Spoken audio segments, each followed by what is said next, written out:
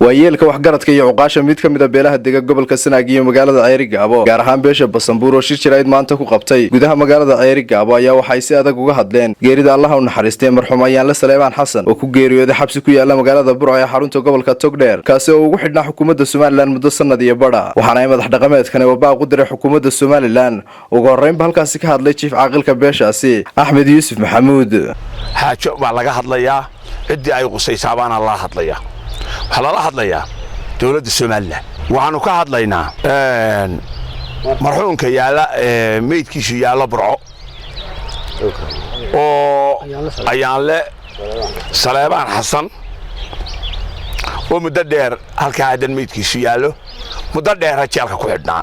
inta maxkamad lama keenin haddii sharci dunida jiro ama waa lagu heli lahaa ama waa lagu waayay lahaa lama keenin dulmiga meesha ka jira iyo geerida ka dhacday waxaan u tirinaynaa dawladda Soomaaliland iyadaan waa haysan ciidamada Soomaaliland mar allaale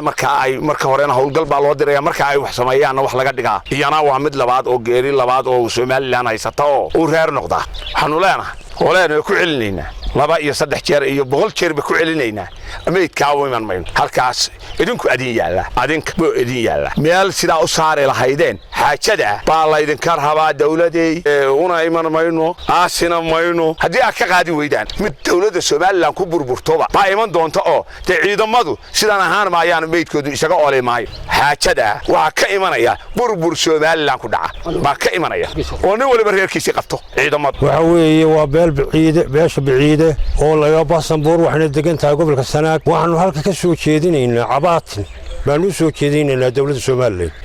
askariga la yiraahdo Ayaanle Saleebaan Xasan wuxuu ka tirsanaa oo hadda marxuum oo yaala meydkiisu yaalo xaf dhakhtarka wuxuu ka tirsanaa ciidanka booliska laba sanadood ku dhow waxna askarigaas wax lagu cadeeyay iyo xukun ku dhacayna midna marka horeba waxaan la yaabaneen maxaa ama wax loo xukumi waayay ama loogu cadeyn waayay wadna saddex nin oo kamid yahay la soo qabtay waxa saddex dadka rasaasta ridana way farabadnaayeen waxa wax lagu cadeeyay iyo kiis lagu qaaday midna ma jirto xurriyadoodiina looma sii deyn wax lagu helay iyo wax lagu waayay lama gaarin waa la iska xidh askari buu ahaa qaran oo booliska Soomaaliland ka tirsan annaga nooma yaalo wuxuu u yaalaa dawladda Soomaaliland baa meedkiisu yaal xuquuqdiisii iyo wixii waa doonaynaa waxaan ka doonaynaa dawladda Soomaaliland arrinta sida u dhacday markii dambe keentay in ninkaas halka ku dhinto kuwii kalena ku daba jiraan waxa ka mas'uula dawladda marka hore taliyaha ciidanka bilayska howlgalka nimanka u diray markii la yiri damigaas ay galeen halka ugu soo dhaqaaqi waayay wan horta ka mas'uula wasiirka cadaaladda oo dadka halka iskaga xilan aan cid allaaliyo cid soo dhaqaaqay haday cadaalad tahay iyo hadii kii mas'uulka ka ahaa aan midna ugu soo dhaqaaqin macaankii xalayta waxaan arkayay niman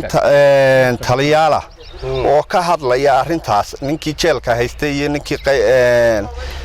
adigu laba nin oo saraakiila oo ka hadlayay baan arkayay oo lahaa umuu dhiman dayac iyo anagu xilkayga waa gudan waxaan u sheegayaa inaanay xilkoodii gudan 8 subaxnimo geeyay ninkii labadii habeenimo la abaaray macaanku ku kacday macaankana qof walba aqli leh uu yaqaan waqtiga wax lagaga qabto